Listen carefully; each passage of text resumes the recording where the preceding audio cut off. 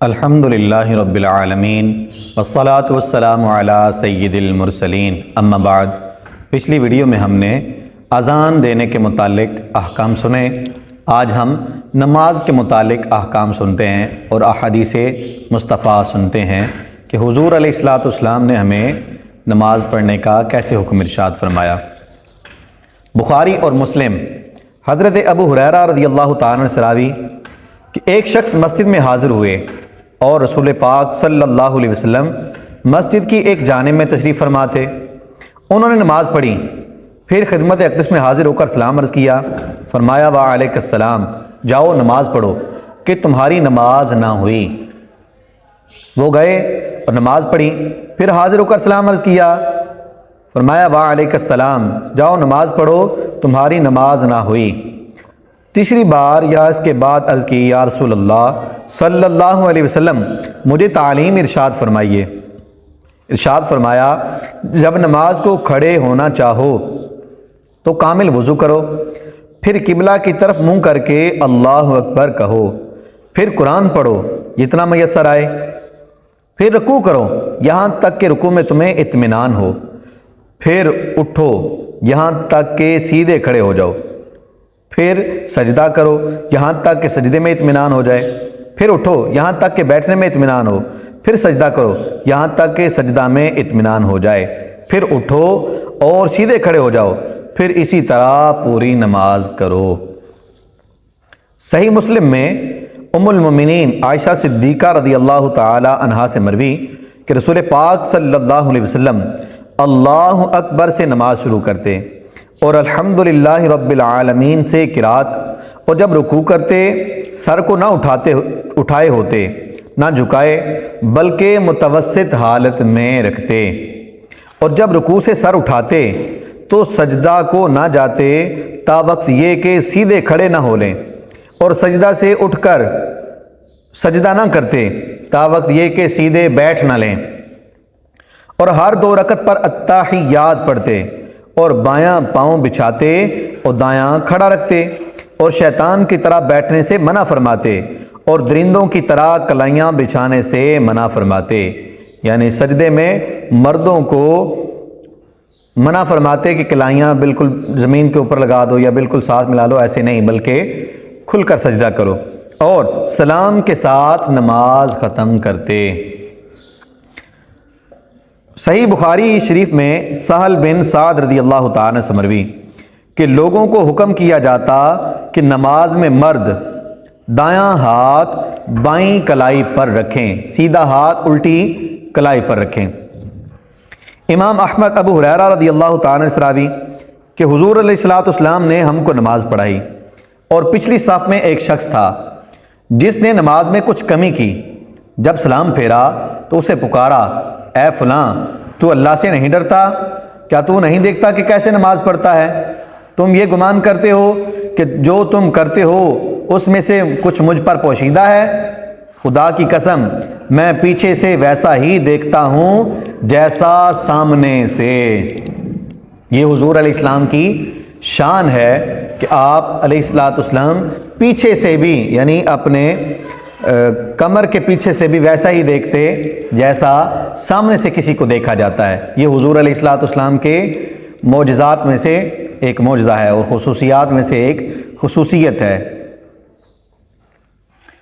ابو داؤد نے روایت کی کہ ابی بن کعب رضی اللہ تعالیٰ عنہ سے بیان کیا گیا کہ سمرہ بن جندب رضی اللہ تعالیٰ عنہ نے 2 مقام پر رسول پاک صلی اللہ علیہ وسلم کا سکتہ فرمانا یاد کیا۔ ایک اس وقت جب تکبیر تحریمہ کہتے، دوسرا جب غیر المغضوب علیہم ولا الضالین پڑھ کر فارغ ہوتے، تو ابی بن کعب رضی اللہ تعالیٰ عنہ نے اس کی تصدیق کی۔ ترمذی اور ابن ماجہ اور دارمی نے بھی اسی کے مثل روایت کی۔ اس حدیث سے آمین کا آہستہ کہنا ثابت ہوتا ہے کہ آمین آہستہ کہی جاتی۔ امام بخاری ابو ہریرہ رضی اللہ تعالیٰ عنہ سے راوی کہ حضور اقدس صلی اللہ علیہ وسلم ارشاد فرماتے ہیں کہ جب امام غیر المغضوب علیہم ولا الضالین کہے تو آمین کہو کہ جس کا قول ملائکہ کے قول کے موافق ہو اس کے اگلے گناہ بخش دیے جائیں گے۔ صحیح بخاری میں ہے، بلکہ صحیح مسلم میں ابو موسیٰ اشعری رضی اللہ تعالیٰ عنہ سے مروی ہے کہ حضور علیہ الصلوۃ والسلام ارشاد فرماتے ہیں، جب تم نماز پڑھو تو صفیں سیدھی کر لو، پھر تم میں سے جو کوئی امامت کرے وہ جب تکبیر کہے تو تم بھی تکبیر کہو، اور جب غیر المغضوب علیہم ولا الضالین کہے تو تم آمین کہو، اللہ تمہاری دعا قبول فرمائے گا۔ اور جب وہ اللہ اکبر کہے اور رکوع میں آ جائے تم بھی تکبیر کہو اور رکوع کرو کہ امام تم سے پہلے رکوع کرے گا اور تم سے پہلے اٹھے گا۔ رسول پاک صلی اللہ علیہ وسلم نے فرمایا تو یہ اس کا بدلہ ہو گیا، اور جب وہ سمع اللہ لمن حمدہ کہے تم اللہم ربنا لک الحمد کہو، اللہ تمہاری سنے گا۔ تو اس میں بھی، اس حدیث پاک میں بھی آہستہ سے آمین کہنے کا ثبوت ہے، اور دوسرا امام کے پیچھے قرات نہ کرنے کا ثبوت ہے۔ یہ صحیح مسلم کی حدیث پاک ہے کہ حضور علیہ الصلوۃ والسلام نے فرمایا جب امام تکبیر کہے تو تم بھی تکبیر کہو، اور جب وہ غیر المغضوب علیہم ولا الضالین کہے تو تم آمین کہو، یعنی پہلے تم نے الحمد شریف خاموشی سے سننی ہے، اور جب وہ سکتہ کرے گا تو تم آمین کہنا۔ حضرت ابو ہریرہ رضی اللہ تعالیٰ عنہ اور قتادہ رضی اللہ تعالیٰ عنہ سے اسی صحیح مسلم میں ہے، جب امام قرات کرے تو تم چپ رہو۔ یہ حدیث صحیح مسلم میں کتاب الصلاۃ باب تشہد فی الصلاۃ حدیث نمبر 63 ہے۔ اس حدیث اور اس سے پہلے جو حدیث دونوں بیان ہوئی کہ آمین آہستہ کہی جائے، کہ اگر زور سے کہنا ہوتا تو امام کے آمین کہنے کا پتہ اور موقع بتانے کی کیا حاجت تھی کہ جب وہ ولا الضالین کہے تو آمین کہو۔ اور اس سے بہت صریح ترمذی کی روایت شعبہ سے ہے، وہ علقمہ سے، وہ ابی وائل سے روایت کرتے ہیں کہ آمین کہی اور اس میں آواز پست کی۔ نیز ابو ہریرہ رضی اللہ تعالیٰ عنہ اور قتادہ رضی اللہ تعالیٰ عنہ کی روایت سے یہ بھی ثابت ہوتا ہے کہ امام کے پیچھے مقتدی قرات نہ کریں بلکہ چپ رہیں، اور یہی قرآن عظیم کا بھی ارشاد ہے۔ رب تعالیٰ ارشاد فرماتا ہے وَإِذَا قُرِئَ الْقُرْآنُ فَاسْتَمِعُوا لَهُ وَأَنصِتُوا لَعَلَّكُمْ تُرْحَمُونَ۔ ترجمہ، جب قرآن پڑھا جائے تو سنو اور چپ رہو اس امید پر کہ رحم کیے جاؤ۔ پتہ چلا امام کے پیچھے الحمد شریف وغیرہ کچھ نہیں پڑھنا، یہ حدیث مبارکہ ہے، صحیح مسلم میں حدیث پاک ہے۔ ابو داؤد اور نسائی اور ابن ماجہ ابو ہریرہ رضی اللہ تعالیٰ عنہ سے راوی کہ رسول پاک صلی اللہ علیہ وسلم نے فرمایا کہ امام تو اس لیے بنایا گیا ہے کہ اس کی اقتداء کی جائے، جب تکبیر کہے تم بھی تکبیر کہو، اور جب وہ قرات کرے تم چپ رہو۔ یہ حدیث سنن ابن ماجہ ابواب اقامت الصلاۃ میں ہے۔ یہ حدیث مبارکہ واضح حدیث ہے کہ جب امام قرات کرے تو تم چپ رہو، خاموش رہنا ہے، آواز نہیں نکالنی یا الحمد شریف وغیرہ کچھ بھی نہیں پڑھنا۔ کیوں؟ فرمایا امام تو اس لیے بنایا جاتا ہے کہ اس کی اقتداء کی جائے، اگر اپنا ہی پڑھنا ہے تو پھر اقتداء کس بات کی۔ ابو داؤد و ترمذی علقمہ رضی اللہ تعالیٰ سے راوی کہ عبداللہ بن مسعود رضی اللہ تعالیٰ فرماتے ہیں کیا تمہیں وہ نماز نہ پڑھاؤں جو رسول پاک صلی اللہ علیہ وسلم کی نماز تھی؟ پھر نماز پڑھی اور ہاتھ نہ اٹھائے مگر پہلی بار، یعنی تکبیر تحریمہ کے وقت، اور ایک روایت میں یوں ہے کہ پہلی مرتبہ ہاتھ اٹھاتے پھر نہیں۔ ترمذی نے کہا یہ حدیث حسن ہے۔ یہ حدیث بھی سنن ابی داؤد میں ہے اور کتاب الصلاۃ ہے۔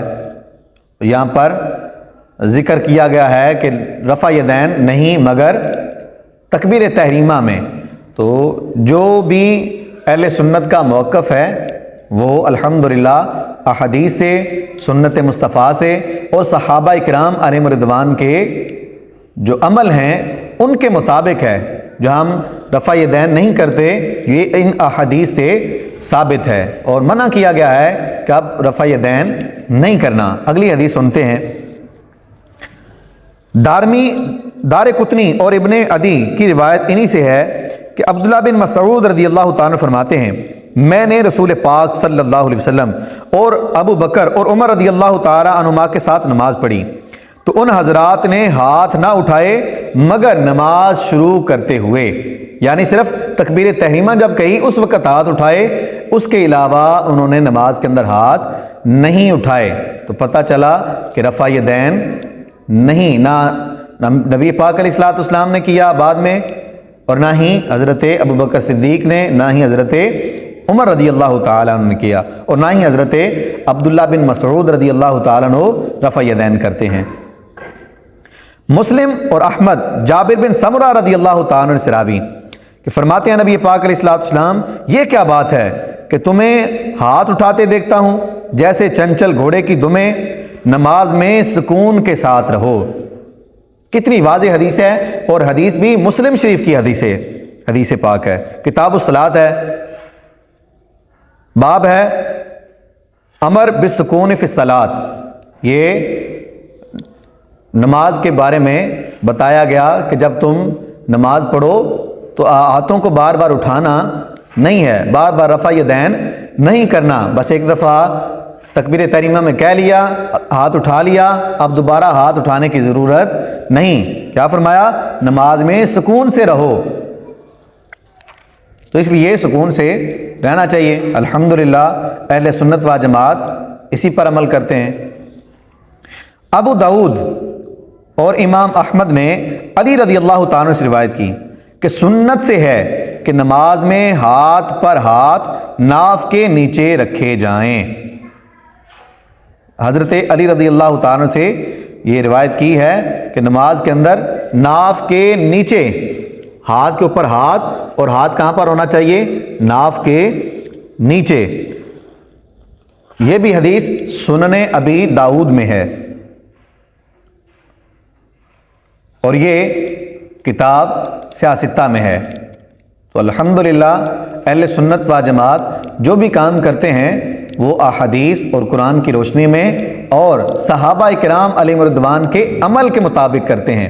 حضرت علی رضی اللہ تعالیٰ عنہ فرما رہے ہیں کہ یہ سنت ہے، نماز کی سنت میں سے یہ ہے کہ ہاتھوں پر ہاتھ رکھا جائے، ہاتھ پر ہاتھ رکھا جائے، اور وہ کہاں پر رکھا جائے؟ ناف کے نیچے۔ سنت یہ ہے ناف کے نیچے رکھا جائے۔ یہاں پر بعض ہمارے دوست ان کو یہ گمان ہوتا ہے کہ نہیں، ناف کے نیچے تو گندی جگہ ہے، اس پر ہاتھ نہیں رکھنا چاہیے۔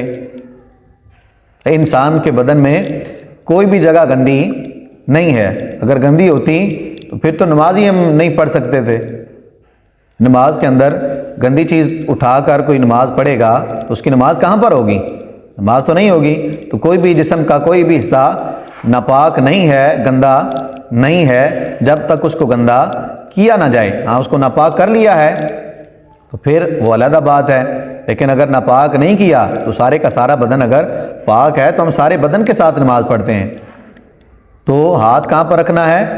ناف کے نیچے۔ اور یہ بھی پتہ چلا نہ اونچی آواز سے الحمدللہ کہنے کا ذکر ہے، بلکہ منع کیا گیا کہ تم امام کی اقتداء کرو اور الحمدللہ جب وہ پڑھے تو تم خاموش رہو، اور آمین بھی آہستہ کہو، اور دوسرا کہ رفع یدین نہ کرو۔ رفع یدین کے بارے میں بھی مسلم شریف کی حدیث پاک کہ تم رفع یدین چنچل گھوڑوں کی طرح، جس طرح وہ دمیں اٹھاتے ہیں اسی طرح تم بھی ہاتھ اٹھاتے ہو، تو ایسا نہ کرو، سکون میں رہو نماز کے اندر، اور ہاتھ ناف کے نیچے باندھنے ہیں۔ اللہ کرے کہ ہم ان باتوں کو یاد رکھنے والے بنیں، اور جو لوگ کہتے ہیں لو جی اس حدیث میں یہ دیکھیں، اس حدیث میں یہ دیکھیں، حدیثیں بہت ہیں، یہ بات ذہن میں رکھیے۔ حدیث مبارکہ رفع یدین والی بھی ہیں، لیکن یہ دیکھا جائے گا کہ حضور کا آخری عمل کیا ہے، اس پر عمل کیا جاتا ہے۔ پہلے والے معاملے پر عمل نہیں کیا جاتا، ورنہ تو بہت سارے معاملات ایسے ہیں کہ اگر کہیں کہ لو جی یہ ایسے ہے تو پھر تو بندہ کہاں سے کہاں تک پہنچ جائے گا۔ جیسے پہلے شراب کی اجازت تھی، شراب پیتے تھے، لیکن شراب پینے کے بارے میں رب تعالیٰ نے کیا ارشاد فرمایا؟ لا تقربوا الصلاۃ وانتم سکارا، کہ نماز کے قریب نہ جاؤ جب کہ تم نشے کی حالت میں ہو۔ تو کیا حکم تھا اس میں کہ جب نشہ کرو تو پھر نماز نہ پڑھو، یعنی جب نماز پڑھنی ہے تو اس سے پہلے نشہ وغیرہ نہ کرو، لیکن اس کے بعد اجازت تھی۔ اب بعد میں شراب کو حرام کر دیا گیا، تو اب بندہ کیا کہے؟ قرآن میں ہے، یہ آیت مبارکہ ہے، تو قرآن کی آیت کیا کہیں کہ اس کا حکم ابھی بھی باقی ہے؟ ایسا نہیں، کچھ آیتیں قرآن کی باقی ہوتی ہیں لیکن ان کے احکام اٹھا لیے جاتے ہیں۔ بہت ساری ایسی مثالیں ہیں، لیکن ایک مثال پر اکتفا کیے کرتے ہیں تاکہ ٹائم زیادہ نہ ہو جائے، تو اس لیے ہر ایک بات پر عمل نہیں کیا جاتا۔ کس بات پر عمل کرنا ہے یہ ہمیں علماء بتائیں گے۔ ہم اپنے طور پر مفتی اور محدث اور پتہ نہیں کیا کیا بننا شروع ہو جاتے ہیں، لو جی میرے سامنے حدیث ہے، ایسا نہیں۔ امام اعظم ہم سے بہتر حدیث جانتے تھے، وہ امام بخاری تو بہت بعد کے ہیں، امام اعظم تو تابعین میں سے ہیں، تو وہ بہتر جانتے ہیں کہ حدیث کیا ہے اور صحابہ اکرام کا آخری عمل کیا ہے۔ الحمدللہ ہمیں انہوں نے بتایا کہ صحابہ کا آخری عمل یہ تھا، اور آج الحمدللہ ہم اسی کے مطابق نماز پڑھتے ہیں۔ تو صرف لکھی لکھائی باتوں پر عمل نہیں کیا جاتا، بلکہ دیکھنا پڑتا ہے کہ اس کا پس منظر کیا ہے اور آخری عمل حضور کا کیا ہے۔ اللہ کرے کہ ہم ان باتوں کو یاد رکھنے والے بنیں اور ان پر عمل کرنے والے بنیں۔